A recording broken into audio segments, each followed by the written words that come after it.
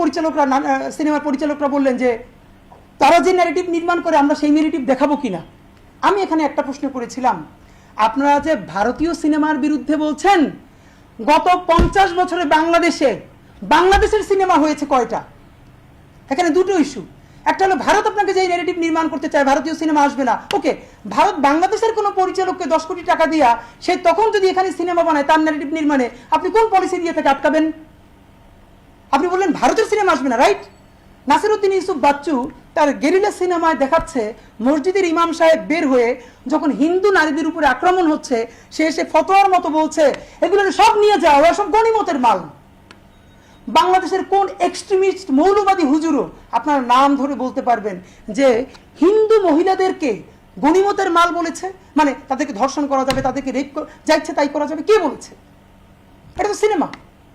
তো সেই সিনেমা হবে না, আপনি কিভাবে আটকাবেন? দ্বিতীয় বললাম, আপনি আমাকে বলেন গত 50 বছরে আপনার বাংলাদেশের সিনেমা বানাইছেন কয়টা? কারণ গত 50 বছরে যত সিনেমা হয়েছে আমি সিনেমায় দেখি, আমি আমার বাপের চেহারা দেখি, যারা জ্ঞান তো আমি কোনো অপরাধ করতে বা খারাপ কাজ করতে দেখি নাই, অথচ পুরো সিনেমার সব থেকে বাজে ক্যারেক্টারটা আমার বাপের মুখ। আমার বাপ মানে কোটি কোটি বাঙালি মুসলমান যার দাড়ি আছে, টুপি আছে। আপনার বাঙালি সিনেমা বানাইছেন কয়টা? তখন আমি বললাম একটা একটা গল্প বলেন। 47 কেন্দ্রিক সব থেকে, এই যে পাকিস্তানের এই গল্পটা বলে আমরা শেষের দিকে আসবো। দেখেন 47-এর যে দেশভাগ, এই দেশভাগ নিয়ে অনেক বড় বেশি তো সিনেমা হয় নাই, আপনারা খেয়াল করে দেখবেন সব থেকে বেশি সিরিয়াস কাজ করেছে ঋত্বিক ঘটক। তিনি এটা নিয়ে 1962, 60, 61, 62 এই 3টে সময়ে তিনি ট্রিলজি বানালেন, মেঘে ঢাকা তারা, কোমল গান্ধার এবং সুবর্ণরেখা, এই 3টে সিনেমা। আমি 2-3 বছর আগে আমার একদম আগ্রহের জায়গা থেকে এই কিন্তু যত সিনেমা আছে আমি নোট নিয়ে দেখেছি। সেইখান থেকে আমার মেমোরিতে বলতে পারি, আপনারা নিজেরা কেউ জানেন কিনা, ধরেন যখন 47 হলো, বাংলাদেশ থেকে লক্ষ লক্ষ হিন্দু জনগোষ্ঠীর মানুষ তারা কলকাতায় চলে গেল। এর মানে তাদের ঘর বাড়ি দীর্ঘদিনের আপন স্মৃতি ছেড়ে তাদেরকে যেতে বাধ্য হলো। এটা একটা গল্প। আচ্ছা, ভারতে যেসব মুসলমানরা ছিল তারা কি কেউ পাকিস্তানে এসেছিল? মানে এই পূর্ব পাকিস্তানে, এই বাংলাদেশে 47-এ এসেছিল? একটা সিনেমা পারলে বলেন 47 থেকে শুরু করে এখন পর্যন্ত হয়েছে, যেই সিনেমায় প্রত্যেকটা সিনেমায় পোট্রে করা হয়েছে বাংলাদেশ থেকে পশ্চিমবঙ্গে যে হিন্দুরা যাচ্ছে তাদের ঘর ছেড়ে, বাড়ি ছেড়ে, আত্মীয় স্বজন ছেড়ে, কি করুণ পরিণতি, তারা খালি হাতে চলে যাচ্ছেন। এর চেয়ে তো মর্মান্তিক গল্প আসলেই নাই ভাই। 60% ছিল যারা বাংলাদেশ ছেড়ে ভারতে গেছেন, মহাজির তো অলমোস্ট 40% ছিল যারা ভারত ছেড়ে পাকিস্তানে আসতে হয়েছে ঠিক একইভাবে, যাদের হাতে কিচ্ছু ছিল না। একটা সিনেমা আপনি পাবেন না যে এই সিনেমায় পোট্রে করা হচ্ছে ভারতে ঘর বাড়ি আত্মীয় স্বজন ছেড়ে পূর্ব পাকিস্তানে এসে হাজির হয়েছে শূন্য হাতে। সেই সাফারিংসের গল্প একটা সিনেমায় নাই। অথচ এখন দেখেন পশ্চিমবঙ্গ যখন সিনেমা বানাবে তখন তো সে তার ন্যারেটিভ বলবেই। ঋত্বিক ঘটক যখন বলছেন তিনি কলকাতা উদ্বাস্তু দেখছেন, স্বাভাবিকভাবে তিনি তার এই কথাই বলবেন। তাহলে এটা তো প্রত্যাশার জায়গা, বাংলাদেশে বসে যে সিনেমাটা হবে 47 নিয়ে, তখন অন্তত ভারত থেকে বাংলাদেশে যে লোকেরা আসলো তাদের সাফারিংস দেখানো হবে। অদ্ভুত। কলকাতার বয়ানে তা বাংলাদেশে কোনোদিন হলো না। বাংলাদেশের মধ্যে তানভীর মোকাম্মেল সিরিয়াস কাজ করার চেষ্টা করেছেন।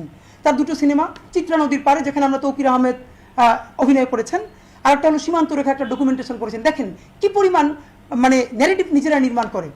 চিত্রা নদীর পারে গল্পের মধ্যে নায়ক নায়িকার একসময় বলছে লাল পিঁপড়া কালা পিঁপড়া, এর মধ্যে একটা গিয়ে বলতেছে যে এই হিন্দু মানে লাল পিঁপড়া নাকি হিন্দু, এরকম করে একটা স্যাটায়ার। একটা কথা খেয়াল করেন, এই গল্পটা অনেক নাটক সিনেমা বিভিন্নভাবে বলা হয়েছে। বাংলাদেশের মুসলমানরা হিন্দুদেরকে গালি দেয় আকাটা বলে। আপনারা অনেকে জানেন কিনা আকাটা মানে তাদের মুসলমানই হয় না, সত্য। আমি এখন যেটা বলবো এটা আপনার স্লাং হিসেবে নিয়েন না, ডকুমেন্টেশন হিসেবে নিয়েন। এই গল্পটা কোনো বইতে কেন নাই? তাহলে হিন্দুরা বাংলাদেশি মুসলমানদেরকে কাটাচোদা বলে। থাকলে তো আকাটা কাটাচোদা দুইটাই থাকতে হবে ব্রাদার। আপনি সব জায়গায় আকাটা পাবেন, পরের শব্দ পাবেন না। শব্দ কিভাবে গুম হয়ে যায়। তো আমি আপনাকে যেটা বললাম, তানভীর মোকাম্মেল সীমান্ত রেখায় দেখাচ্ছেন পশ্চিমবঙ্গ থেকে অনেক গেস্ট এসছেন, যাদের বাড়ি কুমিল্লা, ময়মনসিংহ, এই ভিটায় ছিল, তাদেরকে তিনি ওখানে নিয়ে গেছেন যে এইখানে 47 পরিচালকরা, সিনেমার পরিচালকরা বললেন যে তারা যে ন্যারেটিভ নির্মাণ করে আমরা সেই ন্যারেটিভ দেখাবো কিনা। আমি এখানে একটা প্রশ্ন করেছিলাম, আপনারা যে ভারতীয় সিনেমার বিরুদ্ধে বলছেন, গত 50 বছরে বাংলাদেশের সিনেমা হয়েছে কয়টা? এখানে দুটো ইস্যু। একটা হলো ভারত আপনাকে যে ন্যারেটিভ নির্মাণ করতে চায় ভারতীয় সিনেমা আসবে না, ওকে, ভারত বাংলাদেশের কোনো পরিচালককে 10 কোটি টাকা দিয়া সে তখন যদি এখানে সিনেমা বানায় তার ন্যারেটিভ নির্মাণে আপনি কোন পলিসি দিয়ে থেকে আটকাবেন? আপনি বললেন ভারতের সিনেমা আসবে না, রাইট?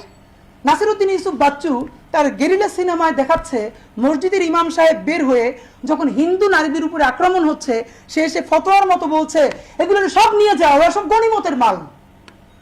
বাংলাদেশের কোন এক্সট্রিমিস্ট মৌলবাদী হুজুরও আপনার নাম ধরে বলতে পারবেন যে হিন্দু মহিলাদেরকে গনিমতের মাল বলেছে, মানে তাদেরকে ধর্ষণ করা যাবে, তাদেরকে রেপ যা ইচ্ছে তাই করা যাবে? কে বলেছে? এটা তো সিনেমা। তো সেই সিনেমা হবেন আপনি কিভাবে আটকাবেন? দ্বিতীয় বললাম, আপনি আমাকে বলেন গত 50 বছর আপনার বাংলাদেশের সিনেমা বানাইছেন কয়টা?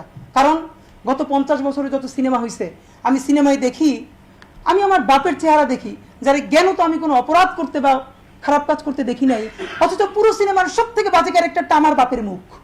আমার বাপ মানে কোটি কোটি বাঙালি মুসলমান যার দাড়ি আছে, টুপি আছে। আপনার বাঙালি সিনেমা বানাইছেন কয়টা? তখন আমি বললাম একটা একটা গল্প বলেন। 47 কেন্দ্রিক সব থেকে, এই যে পাকিস্তানের এই গল্পটা বলে আমরা শেষের দিকে আসবো। দেখেন 47-এর যে দেশভাগ, এই দেশভাগ নিয়ে অনেক বড় বেশি তো সিনেমা হয় নাই, আপনারা খেয়াল করে দেখবেন সব থেকে বেশি সিরিয়াস কাজ করেছে ঋত্বিক ঘটক। তিনি এটা নিয়ে 1962, 60, 61, 62 এই 3টে সময়ে তিনি ট্রিলজি বানালেন, মেঘে ঢাকা তারা, কোমল গান্ধার এবং সুবর্ণরেখা, এই 3টে সিনেমা। আমি 2-3 বছর আগে আমার একদম আগ্রহের জায়গা থেকে এই কিন্তু যত সিনেমা আছে আমি নোট নিয়ে দেখেছি। সেইখান থেকে আমার মেমোরিতে বলতে পারি, আপনারা নিজেরা কেউ জানেন কিনা, ধরেন যখন 47 হলো, বাংলাদেশ থেকে লক্ষ লক্ষ হিন্দু জনগোষ্ঠীর মানুষ তারা কলকাতায় চলে গেল। এর মানে তাদের ঘর বাড়ি দীর্ঘদিনের আপন স্মৃতি ছেড়ে তাদেরকে যেতে বাধ্য হলো। এটা একটা গল্প। আচ্ছা, ভারতে যে সব মুসলমানরা ছিল তারা কি কেউ পাকিস্তানে এসেছিল? মানে এই পূর্ব পাকিস্তানে, এই বাংলাদেশে 47-এ এসেছিল? একটা সিনেমা পারলে বলেন 47 থেকে শুরু করে এখন পর্যন্ত হয়েছে, যেই সিনেমায় প্রত্যেকটা সিনেমায় পোট্রে করা হয়েছে বাংলাদেশ থেকে পশ্চিমবঙ্গে যে হিন্দুরা যাচ্ছে তাদের ঘর ছেড়ে, বাড়ি ছেড়ে, আত্মীয় স্বজন ছেড়ে, কি করুণ পরিণতি, তারা খালি হাতে চলে যাচ্ছেন, এর চেয়ে তো মর্মান্তিক গল্প আসলেই নাই ভাই। 60% ছিল যারা বাংলাদেশ ছেড়ে ভারতে গেছেন, মহাজির তো অলমোস্ট 40% ছিল যারা ভারত ছেড়ে পাকিস্তানে আসতে হয়েছে ঠিক একইভাবে, যাদের হাতে কিচ্ছু ছিল না। একটা সিনেমা আপনি পাবেন না যেই সিনেমায় পোট্রে করা হচ্ছে ভারতে ঘর বাড়ি আত্মীয় স্বজন ছেড়ে পূর্ব পাকিস্তানে এসে হাজির হয়েছে শূন্য হাতে। সেই সাফারিংসের গল্প একটা সিনেমায় নাই। অথচ এখন দেখেন পশ্চিমবঙ্গ যখন সিনেমা বানাবে তখন তো সে তার ন্যারেটিভ বলবেই। ঋত্বিক ঘটক যখন বলছেন তিনি কলকাতা উদ্বাস্তু দেখছেন, স্বাভাবিকভাবে তিনি তার এই কথাই বলবেন। তাহলে এটা তো প্রত্যাশার জায়গা, বাংলাদেশে বসে যে সিনেমাটা হবে 47 নিয়ে, তখন অন্তত ভারত থেকে বাংলাদেশে যে লোকেরা আসলো তাদের সাফারিংস দেখানো হবে। অদ্ভুত, কলকাতার বয়ানে তা বাংলাদেশে কোনোদিন হলো না। বাংলাদেশের মধ্যে তানভীর মোকাম্মেল সিরিয়াস কাজ করার চেষ্টা করেছেন, তার 2টো সিনেমা, চিত্রা নদীর পারে যেখানে আমরা তৌকির আহমেদ অভিনয় করেছেন, আর একটা হলো সীমান্ত রেখা, একটা ডকুমেন্টেশন করেছেন। দেখেন কি পরিমাণ মানে ন্যারেটিভ নিজেরা নির্মাণ করে। চিত্রা নদীর পারে গল্পের মধ্যে নায়ক নায়িকার একসময় বলছে লাল পিঁপড়া কালা পিঁপড়া, এর মধ্যে একটা গিয়ে বলতেছে যে এই হিন্দু মানে লাল পিঁপড়া নাকি হিন্দু, এরকম করে একটা স্যাটায়ার। একটা কথা খেয়াল করেন, এই গল্পটা অনেক নাটক সিনেমা বিভিন্নভাবে বলা হয়েছে। বাংলাদেশের মুসলমানরা হিন্দুদেরকে গালি দেয় আকাটা বলে। আপনারা অনেকে জানেন কিনা আকাটা মানে তাদের মুসলমানই হয় না, সত্য। আমি এখন যেটা বলবো এটা আপনার স্লাং হিসেবে নিয়েন না, ডকুমেন্টেশন হিসেবে নিয়েন। এই গল্পটা কোনো বইতে কেন নাই? তাহলে হিন্দুরা বাংলাদেশি মুসলমানদেরকে কাটাচোদা বলে, থাকলে তো আকাটা কাটাচোদা দুইটাই থাকতে হবে ব্রাদার। আপনি সব জায়গায় আকাটা পাবেন, পরের শব্দ পাবেন না। শব্দ কিভাবে গুম হয়ে যায়? তো আমি আপনাকে যেটা বললাম, তানভীর মোকাম্মেল সীমান্ত রেখায় দেখাচ্ছেন পশ্চিমবঙ্গ থেকে অনেক গেস্ট এসছেন যাদের বাড়ি কুমিল্লা, ময়মনসিংহ, এই ভিটায় ছিল, তাদেরকে তিনি ওখানে নিয়ে গেছেন যে এইখানে 47 না না আমরা রাজাকার না, আমরা মুক্তিযোদ্ধা। তারা বললেন তুমি কে আমি কে, রাজাকার রাজাকার। কে বলেছে স্বৈরাচারটা পরে অ্যাড করা হয়েছে। সেই রাত্রের সাক্ষী আমি। আক্তারকে আমি ফোন দিয়েছি, আমার সাথে জাবের আছে। রিক্সা থেকে যখন ঢুকছে মৎস্য ভবনের দিক থেকে, মেয়েরা রোকেয়া হল থেকে অন্য অন্য হল ভেঙে যখন মিছিল করলো, দেখি রান্দা চাপাতি নিয়া ওইদিকে ট্রাকে জড়ো হয়ে গেছে। আক্তারকে ফোন দিয়ে বললাম জলদি মিটিং ক্লোজ করো, ঢুকে যেতে বলো সবাই হলে, এখনই অ্যাটাক হবে। সেদিনে স্বৈরাচার পরে যোগ করা হয়েছে। সুতরাং তার কাছ থেকে ভ্যালিডেশন নিয়ে নিজের সার্বভৌম সংস্কৃতি তৈরি করা যাবে না। কথা সর্বশেষ এটাই, শাহবাগ মানে শাহবাগ কোনো জায়গা নাই, সারা বিশ্বের সেই সব জমিন যেখানে ফ্যাসিবাদ উৎপাদন হয়। আর সার্বভৌম সংস্কৃতি তাই প্রত্যেকটা মানুষ ঘরে বাবার সাথে, মায়ের সাথে, বন্ধুর সাথে যা বলে, বইয়ে, পুস্তকে, প্রত্যেকটা জায়গায় সেই কথাই যদি তুলে আনতে পারে, তখন তার সংস্কৃতি সার্বভৌম হয়। বাংলাদেশে সার্বভৌম সংস্কৃতিও নাই। শাহবাগের বিরুদ্ধে লড়াইয়ের একটা ফেজে আমরা আছি। আমাদের এই লড়াইটা হবে শাহবাগিতার বিরুদ্ধে, সার্বভৌম সংস্কৃতির পক্ষে, তাবেদারির বিপক্ষে। আমি টুকটাক কিছু নুক্তা দিয়ে গেলাম, আমি আমার আলাপটা হয়তো করতে পারি নাই, আমাদের পরবর্তী আলোচনা আছে। আপনাদের আগ্রহ থাকলে নতুন বাংলাদেশ বিনির্মাণের ইনসাফের রাষ্ট্রে সে আলাপ আমরা আগায় নিয়ে যাব। ধন্যবাদ। বাংলাদেশ জিন্দাবাদ, ইনকিলাব জিন্দাবাদ।